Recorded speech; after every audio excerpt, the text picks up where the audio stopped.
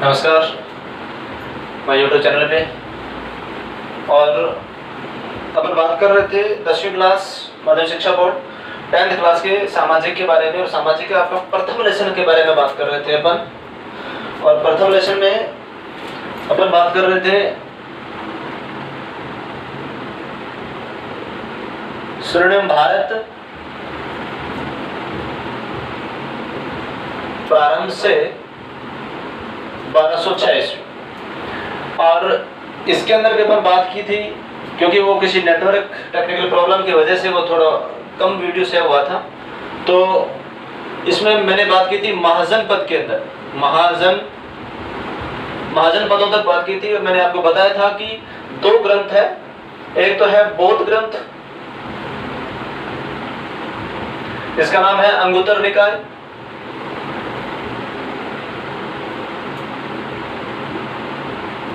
अंगुत्तर निकाय। और एक ग्रंथ है जैन ग्रंथ, जिसका नाम है भगवती सूत्र। ये दो ग्रंथ है, और इन दो ग्रंथों के अंदर कुल महाजन पदों की जो संख्या बताई गई थी वो 16 बताई गई थी, और मैंने 16 महाजन पदों के बारे में चर्चा भी कर ली थी। चलिए अब इस वीडियो में अपन इसके आगे का जो पोर्शन है उसके बारे में अपन बात करेंगे। और इसके आगे का जो पोर्शन है वो है, सबसे बढ़िया जो हेडिंग है वो है राजस्थान के प्रमुख महाजन पद। राजस्थान के प्रमुख महाजन पद है, और यहां से बहुत अच्छा प्रश्न बनेगा। या तो एक सिंगल लाइन में प्रश्न बन सकता है, एक नंबर का प्रश्न भी बन सकता है, और एक प्रश्न बन सकता है आपका 4 नंबर का भी प्रश्न बन सकता है। तो इसके अंदर पहला है आपका जंगल, आपके बीकानेर क्षेत्र वाला जंगल। राजधानी है चित्रपुर।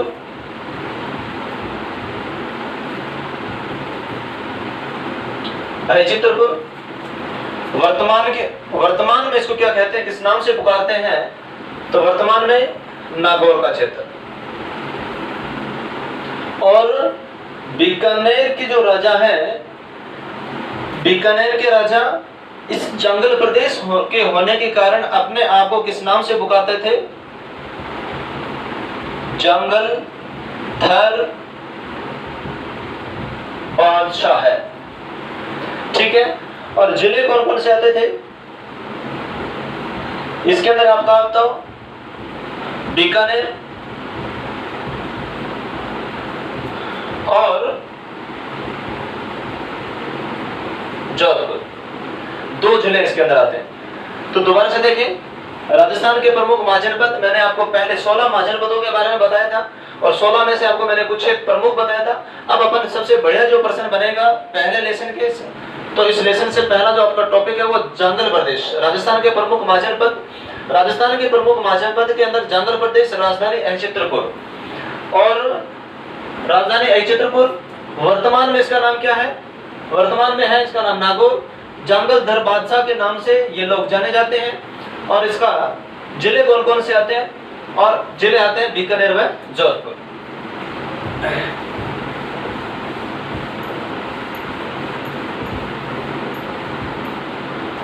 दूसरा जो है वो है मत्स्य। राजधानी विराटनगर। वर्तमान में बैराट।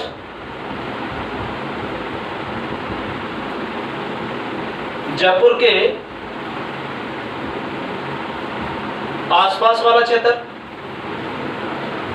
और जिले जो आते हैं वो जिले कौन कौन से आते हैं, जिले एक तो आता है आपका जयपुर,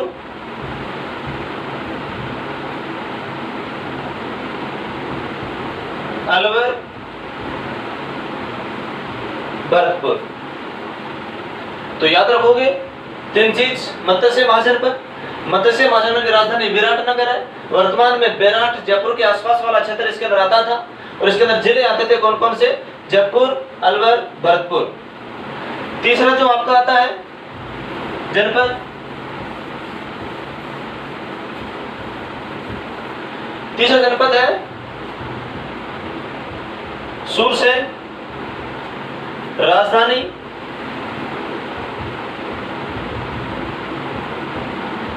सूरसेन महाजनपद, इसकी राजधानी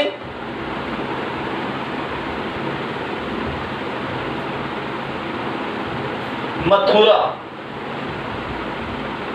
ब्रज क्षेत्र। सूरसेन महाजनपद, राजधानी मथुरा, ब्रज क्षेत्र।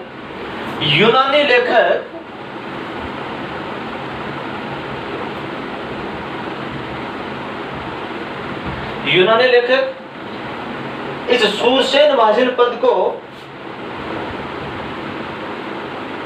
सूरसोनोई, याद रखोगे नाम, किस नाम से इसको पहचाना था? सूरसोनोई कहते थे यूनानी लेखक। सूरसेन महाजनपद को यूनानी लेखक किस नाम से जानते थे? सूरसोनोई। वह इसकी राजधानी यानी मथुरा को राजधानी को मेथोरा किस नाम से जानते थे? मेथोरा। तो याद रखोगे, पहला सूरसेन महाजनपद है, पहला आपका जंगल, दूसरा मत्स्य, तीसरा सूरसेन महाजनपद, राजधानी मथुरा, ब्रज क्षेत्र। और इसके जिले जो आते हैं वो आते हैं भरतपुर,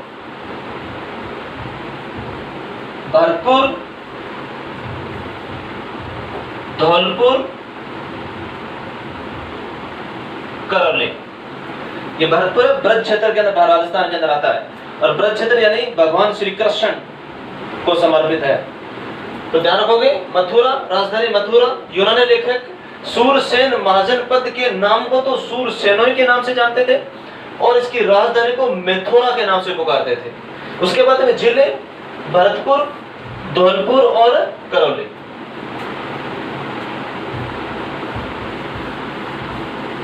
और राजस्थान का चौथा महाजनपद जिसका नाम है सीवी महाजनपद। क्या नाम है? सीवी महाजनपद। नाम याद रखोगे, सीवी महाजनपद। राजधानी शिवपुर। वर्तमान में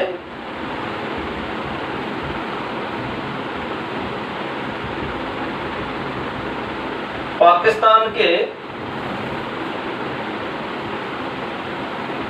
सोरकोट नामक स्थान के पास में। और जिले कौन कौन से आते हैं भाई? अब देखो, राजधानी शिवपुर और इसके अंदर जो जिले आते हैं वो आते हैं, आपको अलवर आता है, भरतपुर।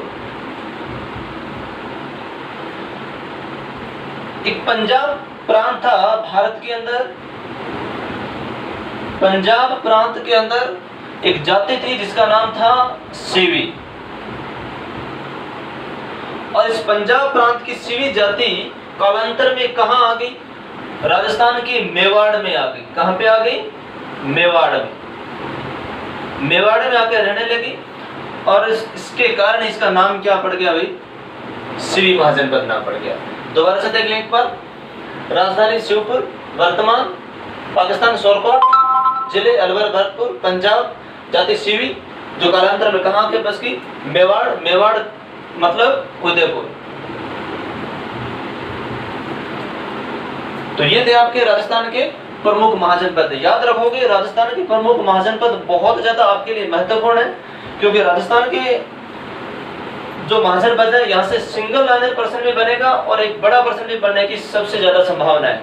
प्रश्न बन सकता है कि राजस्थान के प्रमुख महाजनपदों के नाम लिखते हुए किसी एक का वर्णन करें।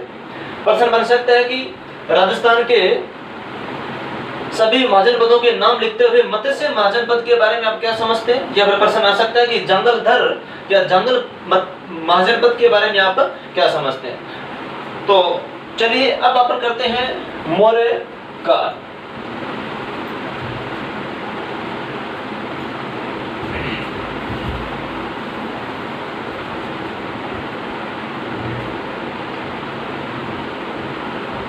मौर्य वंश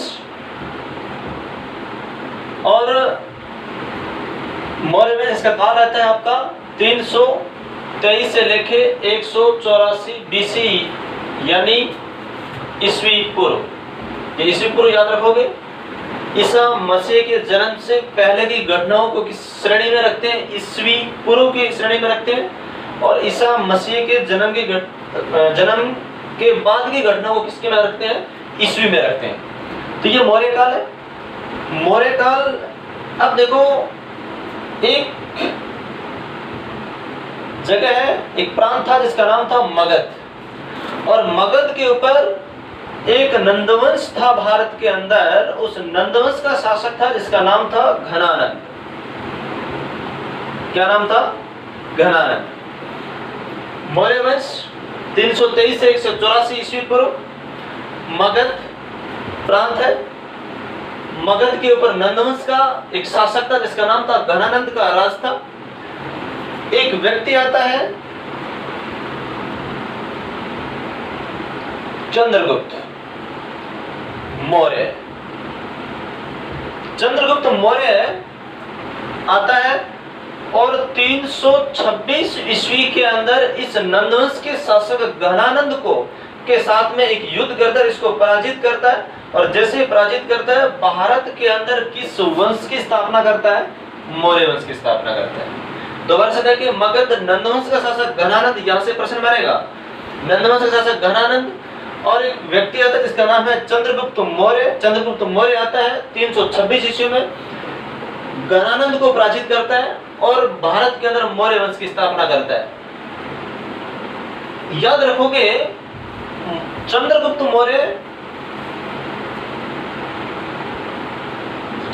मौर्य माना जाता है कि एक राजकिलम नामक खेल खेल रहा था। और एक व्यक्ति आता है, आपने नाम सुना होगा, जिसका नाम है कौटिल्य। क्या नाम है? कौटिल्य। अब देखिए, चंद्रगुप्त मौर्य बचपन में था, 25 वर्ष की आयु थी, राजकिलम नामक खेल खेल रहा था। कौटिल्य ने देख लिया और इसको 1000 कारसापण का मतलब होता है चांदी की मुद्रा। तो मौर्य काल में यही चलती थी, कारसापण। तो कौटिल्य ने 1000 कारसापण में चंद्रगुप्त मौर्य को क्या कर लिया? खरीद लिया। और खरीद के ये कहां ले गए? तक्षशिला। आप कह सकते हैं कि तक्षशिला प्राचीन भारत का एकमात्र या महत्वपूर्ण शिक्षा का केंद्र माना जाता था। वर्तमान में तो पाकिस्तान के अंदर आता है। और तक्षशिला ले गए और तक्षशिला के अंदर इसको शिक्षा दीक्षा दी। और शिक्षा दीक्षा देने के बाद में इसको राज सिंहासन पर बैठा दिया। तो मौर्य वंश का प्रथम शासक कौन आता है? चंद्रगुप्त मौर्य। चंद्रगुप्त मौर्य।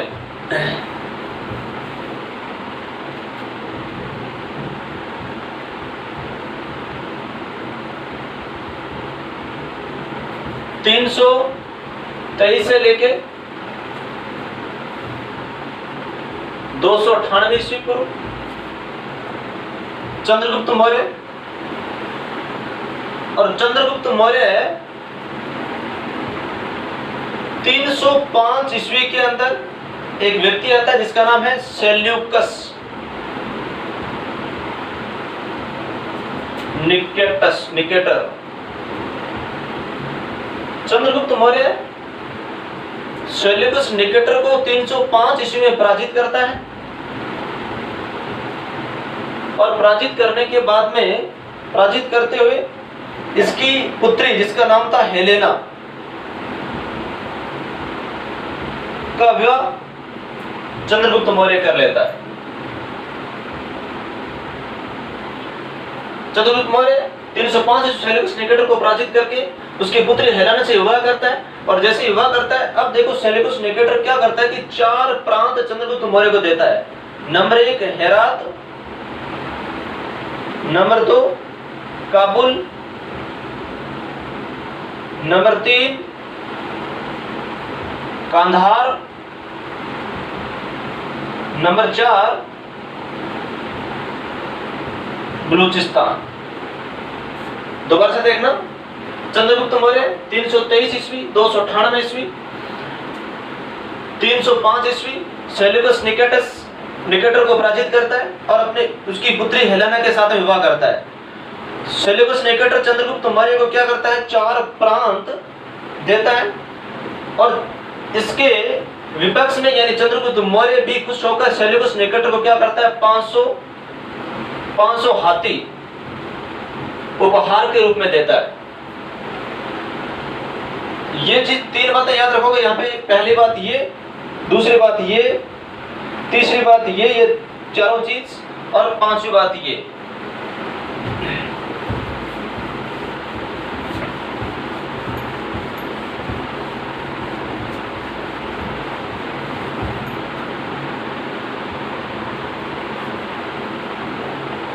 पांच वादे देता है। उसके बाद देखो चंद्रगुप्त मौर्य जैसे 25 वर्ष की आयु में साम्राज्य को संभालता है और सबसे पहले क्या करता है, अखिल भारतीय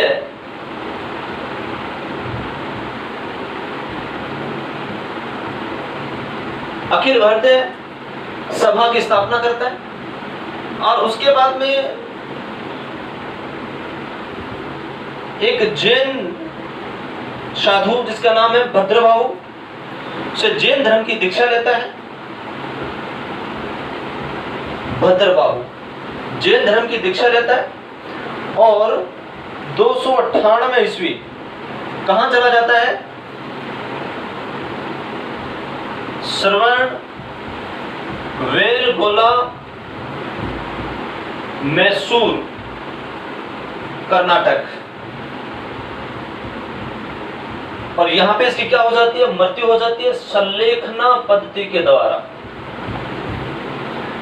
अखिल भारतीय राज्यसभा की स्थापना जैन साधु भद्रबाहु किससे ये जैन धर्म की दीक्षा लेता है और उसके बाद में ये कहां चला जाता है, श्रवण बेलगोला मैसूर कर्नाटक चला जाता है और वहां पे ये संलेखना पद्धति के द्वारा अपने प्राणों को त्याग देता है। संलेखना पद्धति का मतलब होता है कि उपवास करके भूख से मरना।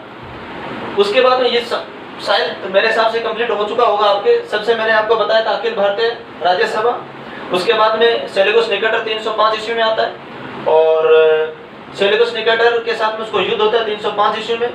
वो उसको हरा देते हैं, चंद्रगुप्त मौर्य सेल्यूकस को हरा देते हैं। हराने के बाद में सेल्यूकस निकेटर की जो पुत्री हेलेना के साथ विवाह करता है। विवाह करने के बाद सेल्यूकस निकेटर 4 प्रांत देता है, हेरात, कांधार, काबुल, बलूचिस्तान। उसके उपलक्ष्य में 500 हाथी ये भी देता है। चंद्रगुप्त मौर्य भी सेल्यूकस निकेटर को देता है और सेल्यूकस निकेटर ही चंद्रगुप्त मौर्य के काल के अंदर एक राजदूत को भेजता है जिसका नाम है मेगस्थनीस।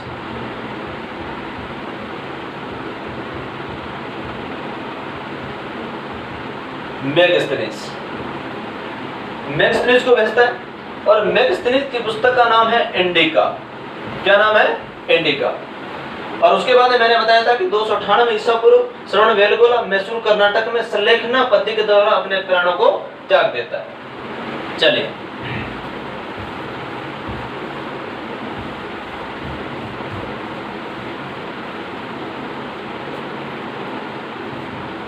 नंबर 2 आता है आपका बिंदुसार। ये आपका आता है 298 से लेकर 272 तक। बिंदुसार को किस नाम से जाना जाता है, एमित्रोचेटस। किस नाम से, एमित्रोचेटस। और एमित्रोचेटस का मतलब होता है शत्रुओं का वध करने वाला, शत्रुओं का वध करने वाला, एमित्रोचेटस।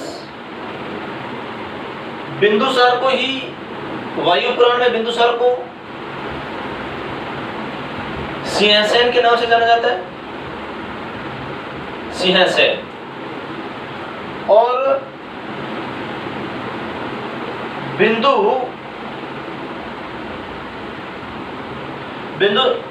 वायु पुराण के अंदर सिंहसेन के नाम से जाना जाता है, एमिथ्रोचेट्स जाना जाता है। और बिंदुसार के दरबार में दो व्यक्ति आते हैं। एक तो व्यक्ति आता है जिसका नाम है डायमैक्स,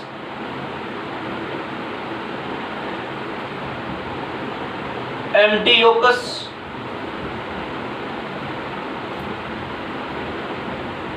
प्रथम, एंटियोकस प्रथम। इसने बिंदुसार के दरबार के अंदर एक व्यक्ति को भेजा था जिसका नाम था डायमैक्स। और दूसरा ये था आपका यूनान का शासक था। और दूसरा व्यक्ति था मिस्र का शासक जिसका नाम था फिलाडेल्फस। सर आप ऑनलाइन है। नंबर 1 यूनान का शासक जिसका नाम था एंटियोकस प्रथम।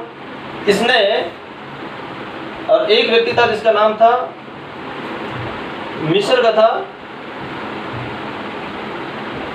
फिलाडेल्फस। एंटियोकस प्रथम ने तो डायमैक्स नाम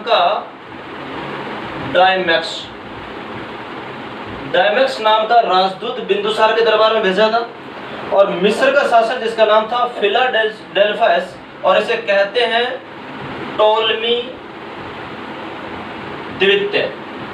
और टोलमी द्वितीय ने बिंदुसार के राज दरबार में एक व्यक्ति को भेजा जिसका नाम था डायनोसियस। तो बिंदुसार, ये दो व्यक्ति याद रखोगे बिंदुसार के दरबार में, यानी बिंदुसार के कार्यकाल के अंदर कौन कौन से व्यक्ति आए थे विदेशी। यूनान का शासक एंटियोकस प्रथम, डायमैक्स, और मिस्र का शासक फिलाडेल्फस, टोलमी द्वितीय। इसने किसको भेजा था? डायनोसियस को भेजा था। उसके बाद में आपका आ जाता है अशोक। तो बिंदुसार के बारे में मैंने 4-5 बात बता दी है। बिंदुसार एमिथ्रोचेट्स के नाम से जाना जाता है, वायु पुराण में सिंहसेन के नाम से जाना जाता है। और बिंदुसार, अब यहाँ पे एक चीज याद रखोगे, मैंने आपको बता भी दी थी। बिंदुसार के राजदरबार के अंदर, बिंदुसार के कार्यकाल के अंदर तक्षशिला मान सकते हैं कि तक्षशिला प्राचीन भारत का महत्वपूर्ण और एकमात्र शिक्षा का केंद्र माना जाता था, शिक्षा केंद्र था सबसे बड़ा। और तक्षशिला के अंदर विद्रोह हुआ था बिंदुसार के काल के अंदर। किसके काल में? बिंदुसार के काल में। तक्षशिला जो विश्वविद्यालय था जिसका आचार्य चाणक्य था, तक्षशिला विश्वविद्यालय के अंदर विद्रोह हुआ था। और इस तक्षशिला विश्वविद्यालय के विद्रोह को दबाने के लिए बिंदुसार ने सबसे पहले अपने पुत्र अशोक को भेजा था। और उसके बाद में किसको भेजा था? सुसीम को भेजा था। और ये जो घटना है, ये पूरी कहानी मिलती कहाँ है आपको? एक ग्रंथ है जिसका नाम है दिव्य वेदान ग्रंथ के अनुसार बिंदुसार के काल में तक्षशिला के अंदर विद्रोह होता है। और तक्षशिला के विद्रोह के दबाने के लिए बिंदुसार सबसे पहले अपने पुत्र अशोक को भेजता है, और उसके बाद में अपने पुत्र सुसीम को भी भेजता है। तो ये आपका अशोक था। उसके बाद में मैंने आपको बताया था कि डायमैक्स और डायनोसियस चले। उसके बाद में आपका आता है तीसरा मौर्य वंश शासक अशोक। और अशोक का काल आता है आपका 273 से लेकर 232 ईस्वी पूर्व। अशोक पुराणों में इसका नाम है अशोक वर्धन, अशोक अभिलेख जिसका नाम है मास्की और गुर्जरा अभिलेख, मास्की और गुर्जरा अभिलेख में अशोक का नाम अशोक मिलता है। पुराणों में तो अशोक वर्धन, मास्की और गुर्जरा में अशोक का नाम अशोक मिलता है। और अशोक की पत्नी नंबर 1 कारवाकी,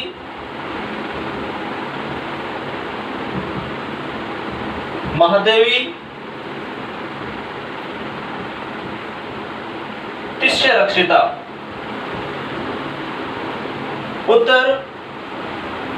पुत्रियां नंबर 1 चारुमती और नंबर 2 संघमित्रा। ये संघमित्रा वही थी जो अशोक ने एक पुत्र महेंद्र को और संघमित्रा को बौद्ध धर्म यानी धम्म का प्रचार प्रसार करने के लिए श्रीलंका भेजा था। और श्रीलंका के अंदर सबसे पहले बौद्ध धर्म को अपनाने वाला एक शासक था जिसका नाम था तिस। तो याद रखोगे ये संघमित्रा। और एक अब अपन बात करेंगे पुत्र के बारे में। मैं यहां लिख रहा हूं उत्तर के अंदर number 1 Mahendra, number 2 Kunal, number 3 तिवर, नंबर 4 जालो। तो ये महेंद्र और संघमित्रा। दोबारा से देखो, पुराणों में अशोक वर्धन नाम मिलता है अशोक का, मास्की के गुर्जरा अभिलेख के अंदर अशोक का नाम अशोक मिलता है। देखो अभिलेखों की बात आती है तो अभिलेख 3 प्रकार से माने जाते हैं। एक तो आपका आता है शिलालेख, अशोक ने बनवाए थे, उसके बाद में स्तंभ लेख बनवाए थे, उसके बाद में गुहा लेख बनवाए थे। तो ये जो आपका है ये स्तंभ लेख है। कौन कौन सा? मास्की और गुर्जरा स्तंभ लेख। इसके अंदर अशोक का नाम अशोक ही मिलता है। पत्नी कारवाकी, महादेवी, तिष्य रक्षिता, पुत्रियां हैं चारुमती, संघमित्रा। ये चारुमती है और ये कारुवाकी है, याद रखोगे। और उसके बाद में पुत्र है महेंद्र, कुणाल, तिवर और जालो। अब यहाँ पे एक चीज और बता देता हूं कि अशोक के बाद में एक शासक बना जिसका नाम आता है मौर्य वंश का अंतिम शासक था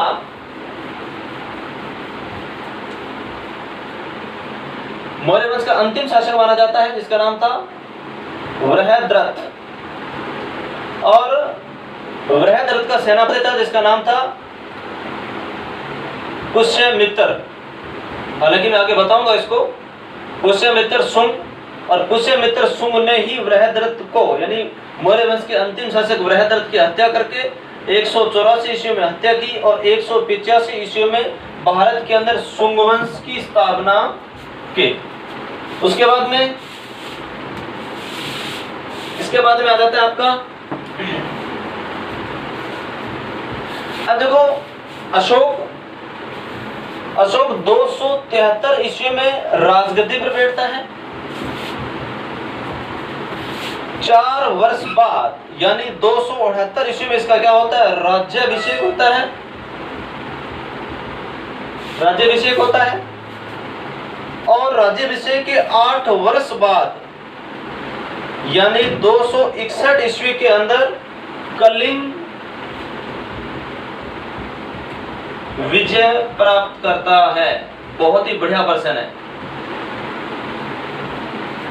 अशोक। 273 में राजगद्दी पे बैठता है, 268 ईस्वी में राज्याभिषेक होता है और इसके 8 वर्ष पश्चात यानी 261 ईस्वी में कलिंग विजय प्राप्त करता है। अशोक बौद्ध धर्म का अनुयायी था और अशोक ने, अब मैं आपको बताऊंगा यहां से देखो, नंबर 1 आपका आता है धम्म। अशोक ने, सुनना, अशोक ने मनुष्य की नैतिक उन्नति के लिए जिन आदर्शों का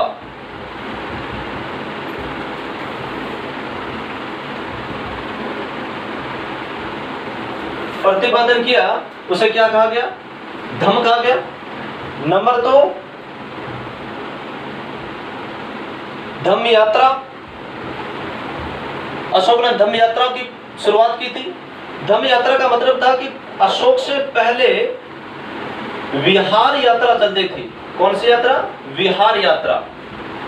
अशोक ने इस विहार यात्रा को प्रतिबंधित किया और इस विहार यात्रा के स्थान पर कौन सी यात्रा स्टार्ट कर दी? धम्म यात्रा।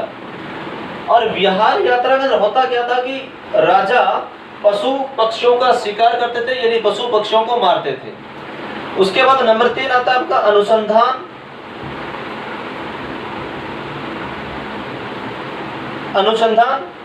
अनुसंधान का मतलब है कि प्रति 5 वर्ष बाद अशोक प्रति 5 वर्ष बाद अपने महत्वपूर्ण अधिकारियों को इस धम्म का प्रचार प्रसार करने के लिए यात्राओं पर भेजता था। तो यार समझ में आ गया होगा। अनुसंधान प्रति 5 वर्ष बाद अपने महत्वपूर्ण अधिकारियों को इस धम्म का प्रचार प्रसार करने के लिए यात्राओं पर भेजता था। नंबर 4 धम्म महामात्र। धम्म महामात्र का मतलब है अशोक ने 13वें वर्ष में अपने राज्याभिषेक के 13वें वर्ष में धम्म महामात्रों की नियुक्ति की। और इस धम्म महामात्रों की नियुक्ति का मतलब होता है इस धम्म का प्रचार प्रसार करना। तो नंबर 1 धम्म अशोक ने। उसके बाद एक बता देता हूं एक और अभिलेख।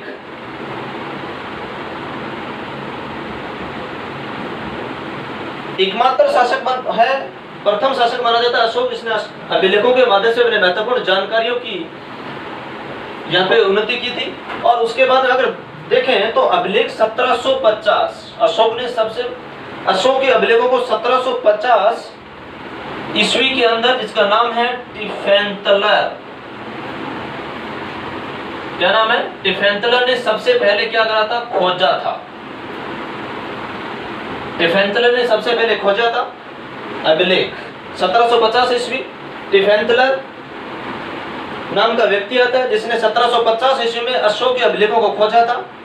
और नंबर 2 1837 व्यक्ति का नाम आता है जेम्स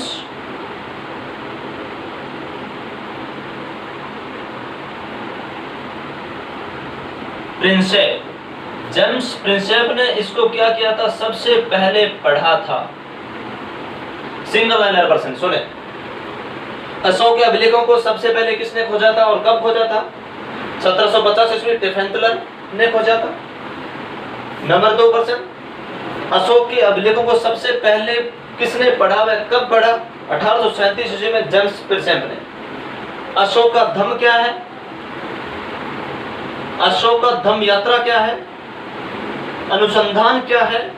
धम्म महामात्र क्या है? और अभिलेख क्या है? तो ये तो आपका था अशोक के बारे में पूरी चर्चा। चलिए अब अपन बात करते हैं मौर्यकालीन प्रशासन। और मौर्यकालीन प्रशासन में स्टेप बाय स्टेप बताता चलूंगा, तो आप लोग ध्यान से सुनेंगे। देखो ये लेसन, ये वीडियो एक वीडियो आज है, उसके बाद में शायद संभवतः कोशिश रहेगी कि एक और वीडियो जो 40 या 45 मिनट का होगा उसमें आपका पहला लेसन कंप्लीट हो जाएगा। और उसके बाद में अपन आगे दूसरे लेसन में घुसेंगे। तो अपन चलेंगे जो एकदम स्टेप से स्टेप चलेंगे, तो ध्यान से पढ़िएगा, कोई दिक्कत नहीं है। क्योंकि देखें परीक्षा निश्चित तौर पर होगी, लॉकडाउन की स्थिति बनी हुई है, तो इसमें आपको कोई दौरानी या परीक्षा की परीक्षा होगी। जैसे लॉकडाउन की स्थिति थोड़ी सी सुधरेगी, संकट जो विश्व भर में पैदा हो रखा है, तो थोड़ा सा जैसे ही सुधरेगा तो परीक्षा अवश्य होगी। मौर्यकालीन प्रशासन, मौर्य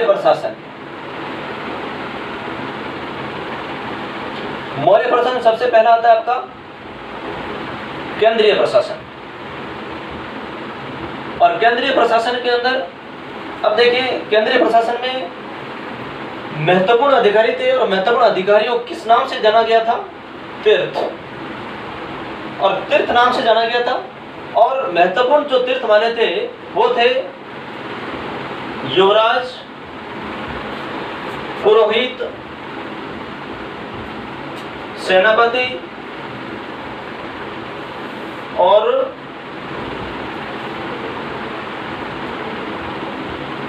प्रधानमंत्री। तीर्थ महत्वपूर्ण थे, युवराज, पुरोहित, सेनापति। अब देखो एक चीज ध्यान रखना, कौटिल्य की अर्थशास्त्र के अनुसार तीर्थों की संख्या तो बताइए उसने 18 और कौटिल्य के अर्थशास्त्र के अनुसार अध्यक्षों की संख्या बताइए उसने 26। सुने, तो ये जो महत्वपूर्ण तीर्थ है, महत्वपूर्ण तीर्थ है ये युवराज, पुरोहित, सेनापति और प्रधानमंत्री, याद रखोगे।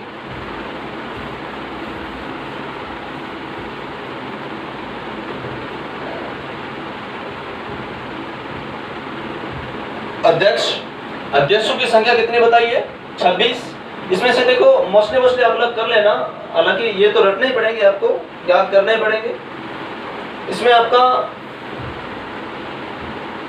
विविधाध्यक्ष है, व्यापार,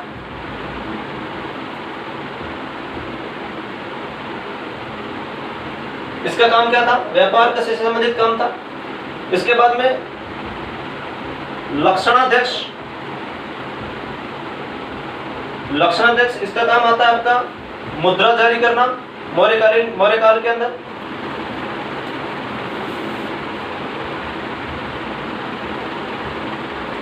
लूनाध्यक्ष, और लूनाध्यक्ष का मतलब बुचड़ खाना।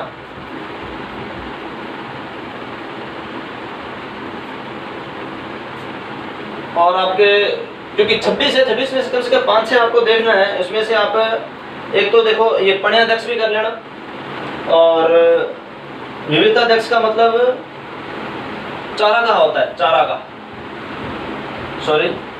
और व्यापार होता है इसमें आपका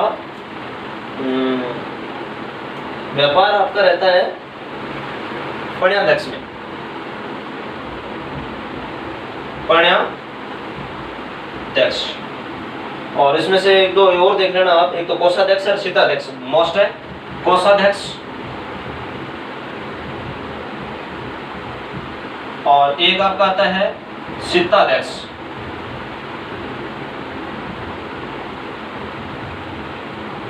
शीताध्यक्ष का मतलब होता है कृषि से संबंधित काम। कोषाध्यक्ष कोषगृह। तो इतना ही याद रखोगे तो बहुत ज्यादा हो जाएंगे ये भी। विविधाध्यक्ष चारागाह से संबंधित काम रहेगा। लक्षणाध्यक्ष मुद्रा जारी करना रहेगा। लोनाध्यक्ष बुचड़ खाने से संबंधित रहेगा। पण्याध्यक्ष व्यापार से संबंध रहेगा। कोषाध्यक्ष कोषगृह रहेगा। शीताध्यक्ष कृषि से संबंध रहेगा। और भी इसके अंदर आप अगर देखो तो उसके बाद में दो शब्द और मिलते हैं, वो थोड़ा सा ध्यान रखोगे आप। एक तो आता है आपका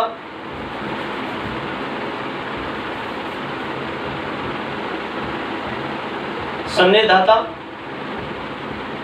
और दूसरा आता है आपका समाहर्ता। ये कोषाध्यक्ष और इसका मतलब होता है राजस्व एकत्र करना, आय व्यय का ब्यौरा रखना। सन्निधाता, कोषाध्यक्ष, समाहर्ता, राजस्व एकत्रित करना, आय व्यय का ब्यौरा रखना। ये तो एक नंबर केंद्रीय प्रशासन। नंबर 2 प्रांतीय प्रशासन। प्रांतीय प्रशासन में आपको सिर्फ मौर्यकालीन प्रांतीय प्रशासन में 5 प्रांतों का उल्लेख मिलता है। नंबर 1 उत्तरापथ, राजधानी कौन सी रहेगी? तक्षशिला। नंबर 2 दक्षिणापथ, राजधानी कौन सी रहेगी? सुवर्णगिरी। नंबर 3 मध्य देश, राजधानी रहेगी पाटलिपुत्र। नंबर 4 अवंती राष्ट्र।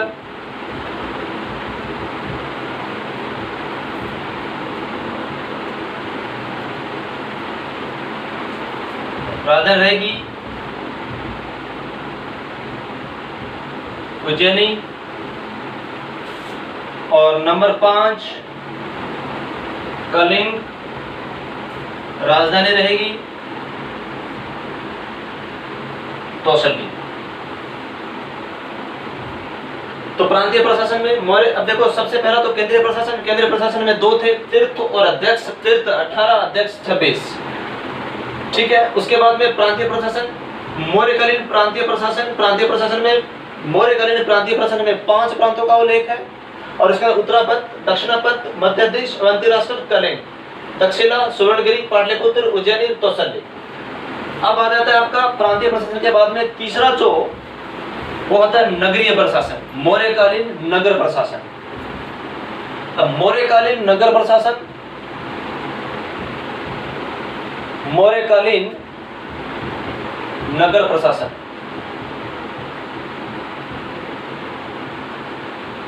मौर्यकालीन नगर प्रशासन।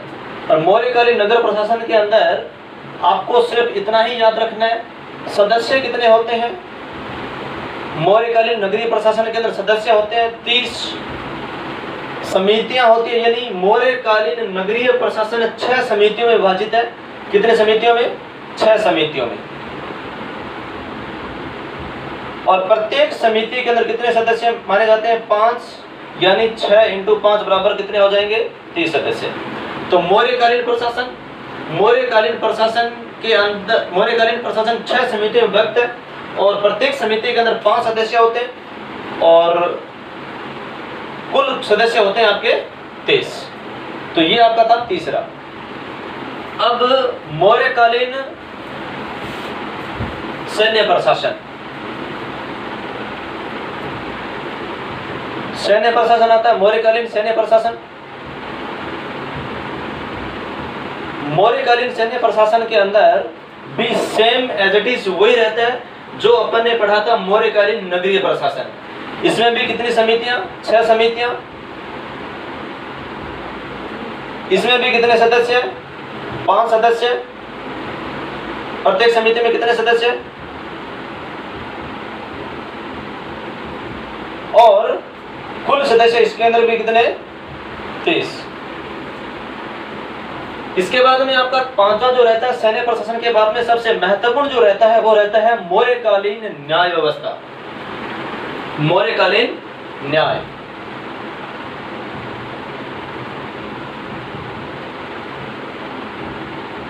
न्याय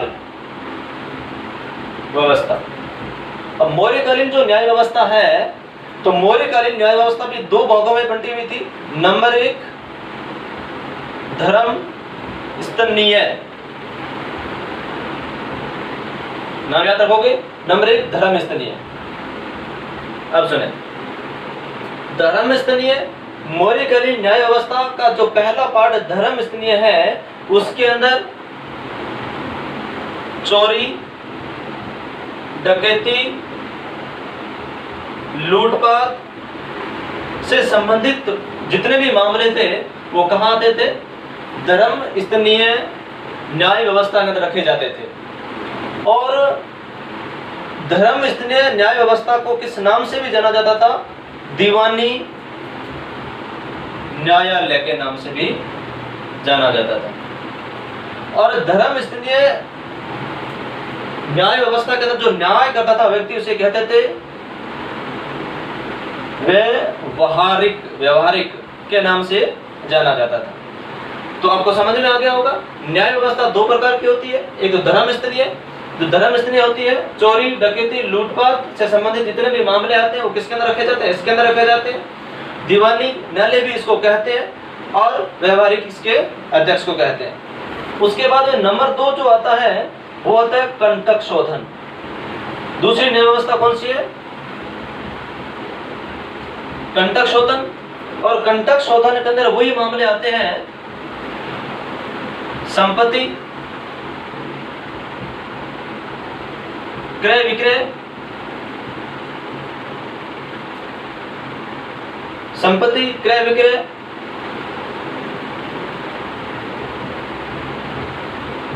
लेन देन, यानी संपत्ति क्रय विक्रय, पैसे का मामला, जमीन जायदाद का मामला, जितना भी मामला आता है वो सारा सारा किसके अंदर रखा जाएगा? कंटक शोधन न्याय व्यवस्था के अंदर रखा जाएगा। और कंटक शोधन न्याय व्यवस्था को किस नाम से जाना जाता है? जिस तरह से इसको दीवानी कहते हैं, ठीक उसी प्रकार इसको भी किस नाम से जाना जाता है? फौजदारी न्यायालय के नाम से भी इसको जाना जाता है। तो न्याय व्यवस्था याद रखोगे, धर्म स्तरीय, चोरी डकैती लूटपाट, दीवानी न्यायालय, और उसके बाद में व्यवहारिक और कंटक शोधन, संपत्ति क्रय विक्रय, लेन देन, फौजदारी न्यायालय इसको कहते हैं। ये आपकी आ जाती है न्याय व्यवस्था। तो मौर्य काल, मौर्य वंश आपका पूरा हो चुका है।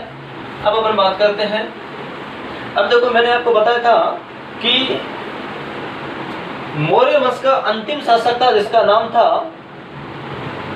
वृहद्रथ, और वृहद्रथ का नाम सेनापति था जिसका नाम था पुष्यमित्र शुंग। समझ में आई बात? वृहद्रथ सेनापति, पुष्यमित्र शुंग। इस पुष्यमित्र शुंग ने ही किसको मार दिया था? वृहद्रथ को मार दिया था। कब मारा था? 184 ईस्वी पूर्व।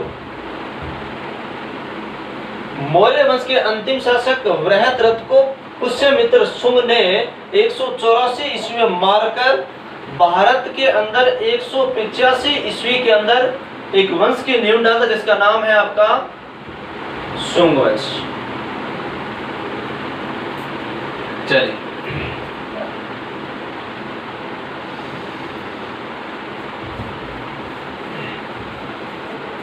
अब आ जाता है आपका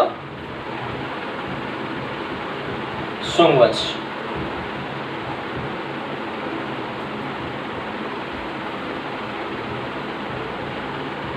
स्थापना 185 ईस्वी पूर्व। कौन करता है? पुष्यमित्र शुंग। ठीक है। उसके बाद में इसके जो राजा होते हैं वो होते हैं, देखो शुंग वंश जो आपका रहता है वो रहता है आपका 185 से लेकर 73 ईस्वी पूर्व तक, याद रखोगे। तो राजा रहते हैं अग्निमित्र,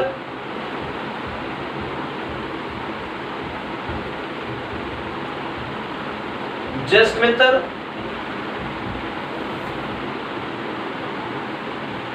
भद्रक, भागवत, देवभूति। उसके बाद में एक व्यक्ति है संस्कृत व्याकरण की व्याख्याता जिसका नाम है संस्कृत व्याकरण, और जिसका नाम है आपका पतंजलि। इसने अश्वमेध यज्ञ करवाए थे और अश्वमेध यज्ञ के अंदर ये पतंजलि शामिल हुआ था। तो याद रखोगे शुंग वंश 185 ईस्वी से लेकर 73 ईस्वी तक, और उसके बाद में स्थापना होती है 184 ईस्वी पूर्व, पुष्यमित्र शुंग। उसके बाद राजा अग्निमित्र, और अग्निमित्र के ज्येष्ठ मित्र, उसके बाद भद्रक, और भद्रक के बाद में आपका आता है देवभूति। चलिए, तो शुंग वंश के बारे में आप लोग ज्यादा नहीं ध्यान रखना है आपको, और शुंग वंश के बारे में आपको इतना ही ध्यान रखना है। अब आपका आ जाता है सातवाहन वंश।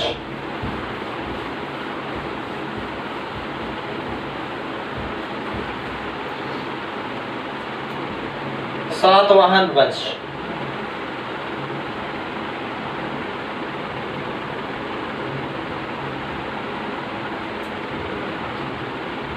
सातवाहन वंश है।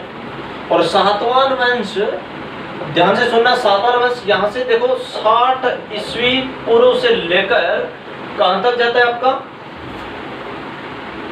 240 ईस्वी पूर्व तक रहता है। और सातवाहन वंश की जो स्थापना होती है वो होती है, एक व्यक्ति है जिसका नाम है सिमुक। सिमुक सातवाहन वंश की नींव डालता है। और कहां डालता है? कृष्णा व गोदावरी नदियों के किनारे। सातवाहन वंश 60 ईस्वी पूर्व से 240 ईस्वी, स्थापना सिमुक नाम का व्यक्ति, कृष्णा व गोदावरी नदियों के किनारे। अब ध्यान रखना, यहाँ पे एक आता है व्यक्ति जिसका नाम है सातकर्णी प्रथम। सातवाहन वंश ज्यादा नहीं याद रखना है आपको। सातवाहन वंश 60 ईस्वी 240 ईस्वी, स्थापना सिमुक नाम का व्यक्ति, कृष्णा व गोदावरी। और एक सबसे महत्वपूर्ण शासक व शक्तिशाली शासक माना जाता था, कौन? सातकर्णी प्रथम। बस चलिए, इसके बाद में एक वंश आता है आपके भारत के अंदर जिसका नाम है गुप्त वंश।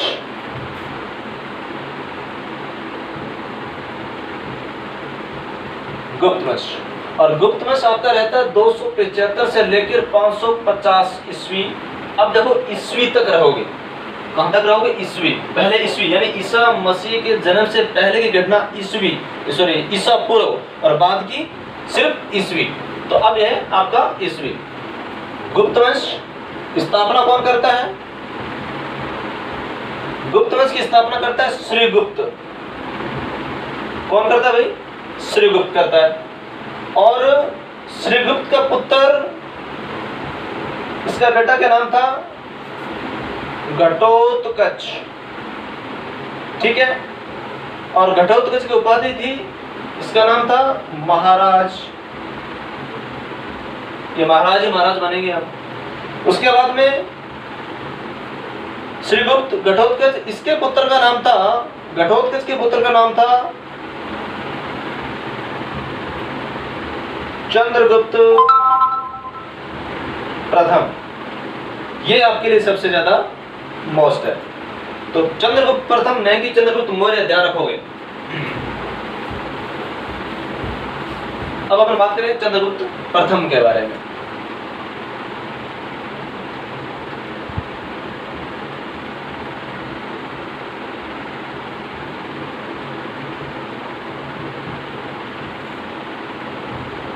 तीसरा शासक चंद्रगुप्त प्रथम, किस नाम से जाना गया? महाराजा धीराज। किस नाम से जाना गया? महाराजा धीराज के नाम से जाना गया। और इसने, चंद्रगुप्त प्रथम ने अपनी पुत्री का विवाह, और अपनी पुत्री का नाम था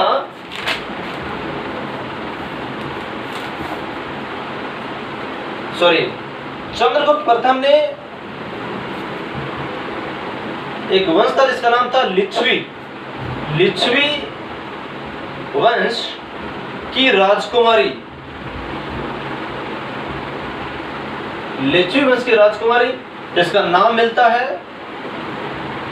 कुमार देवी। कुमार देवी के साथ में विवाह करता है। एक चीज और याद रखोगे इसके अंदर, 319 ईस्वी के अंदर इसने एक संवत चलाया जो किस नाम से प्रसिद्ध हुआ? शक संवत के नाम से प्रसिद्ध हुआ। चंद्रगुप्त प्रथम महाराजा धीराज के नाम से जाना गया। लिच्छवी वंश की राजकुमारी के साथ में जिसका नाम था कुमार देव के साथ में विवाह हुआ। और 319 ईस्वी में एक संवत चला जिसका नाम शक नहीं था, वो गुप्त संवत, गुप्त संवत के नाम से प्रसिद्ध हुआ। चंद्रगुप्त प्रथम के बाद में आपका आता है समुद्रगुप्त। कौन आता है? समुद्रगुप्त। अब देखिए समुद्रगुप्त, समुद्रगुप्त एक व्यक्ति है हरिसेन। एक मिनट,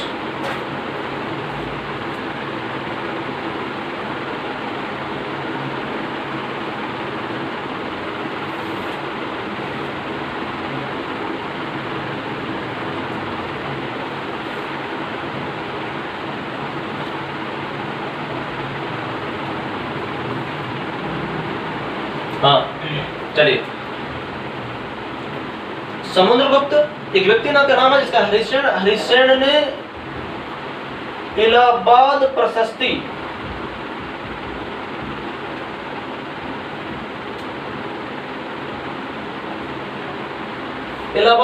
अभिलेख की रचना की थी। और इलाहाबाद प्रशस्ति अभिलेख यानी समुद्रगुप्त की सांस्कृतिक जितनी भी उपलब्धियां हैं वो किसके अंदर विदित है? ध्यान से सुनना। समुद्रगुप्त की जितनी भी सांस्कृतिक उपलब्धियां हैं वो सारी हरिसेन नामक व्यक्ति की इलाहाबाद प्रशस्ति अभिलेख के अंदर सारी विदित है। समुद्रगुप्त, यहां से ध्यान रखोगे, समुद्रगुप्त संगीत कला में निपुण था। समुद्रगुप्त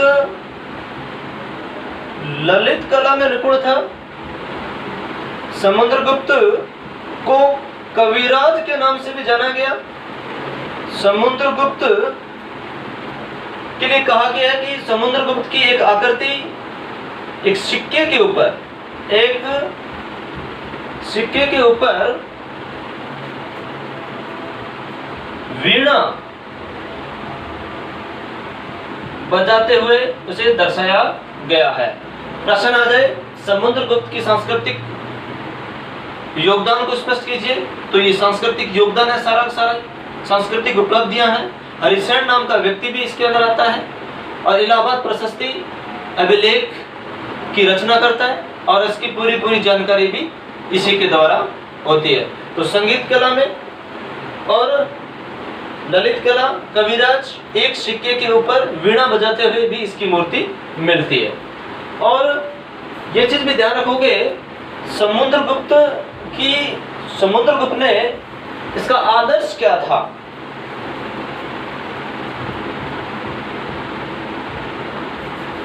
आदर्श क्या था इसका?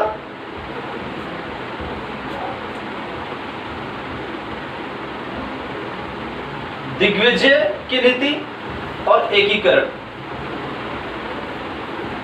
बहुत ही बढ़िया प्रश्न है ये। समुद्रगुप्त का आदर्श दिग्विजय एवं एकीकरण। तो ये आपका आ गया समुद्रगुप्त। और समुद्रगुप्त के बाद में आपका चंद्रगुप्त द्वितीय आता है।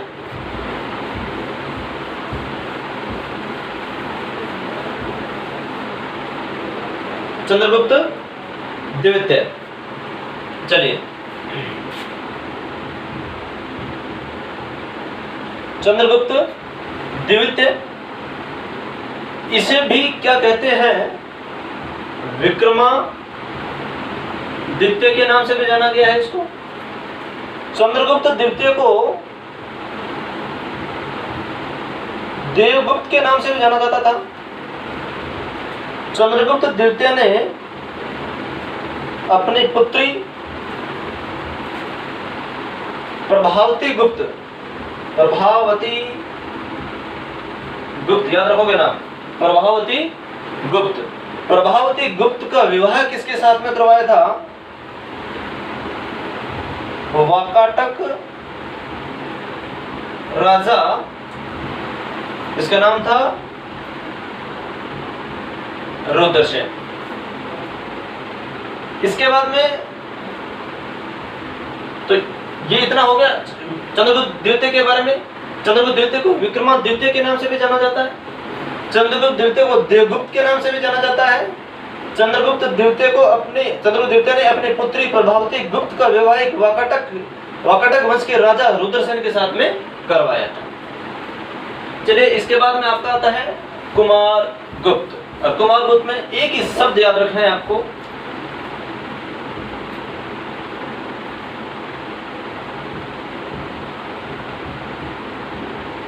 कुमारगुप्त। कुमारगुप्त ने नालंदा विश्वविद्यालय का निर्माण करवाया था। कुमारगुप्त ने नालंदा विश्वविद्यालय का निर्माण करवाया था। उसके बाद में आपका आता है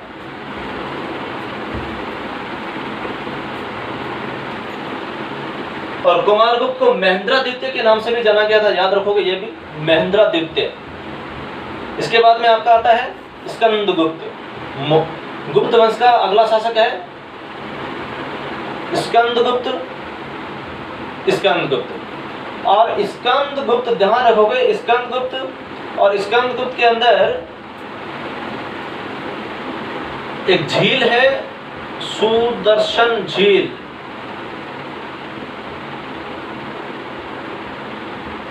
सुदर्शन झील, सुदर्शन झील। इस सुदर्शन झील का निर्माण नहीं करवाया था, पुनः निर्माण करवाया था, याद रखोगे, पुनः निर्माण। प्रश्न आता है कि सुदर्शन झील का निर्माण किसने करवाया था, तो निर्माण अगर पूछे तो निर्माण करवाया था चंद्रगुप्त मौर्य ने, और इसका प्रशासक का नाम था पुष्यगुप्त। तो स्कंदगुप्त सुदर्शन झील का इसने पुनः निर्माण करवाया था।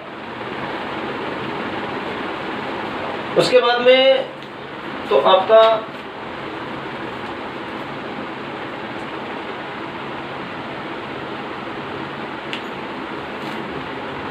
चलिए, अच्छा मैं एक चीज आपको और बताना भूल गया। अब कल रहेगा आपका सिर्फ आज का वीडियो में, देखो एक चीज मैं बताना भूल गया, आपका रिस्ट्रिक्शन मौर्यकालीन प्रशासन में बता रहा था, तो न्याय व्यवस्था तक मैंने बताया था। एक चीज और रह गई थी उसमें रह गई था मौर्यकालीन समाज। और मौर्यकालीन समाज सुने, मौर्यकालीन समाज कौटिल्य के अर्थशास्त्र के अनुसार मौर्यकालीन समाज 4 वर्णों में विभक्त था। कितने वर्णों में? 4 वर्णों में विभाजित था। और इन 4 वर्णों का नाम था ब्राह्मण, क्षत्रिय,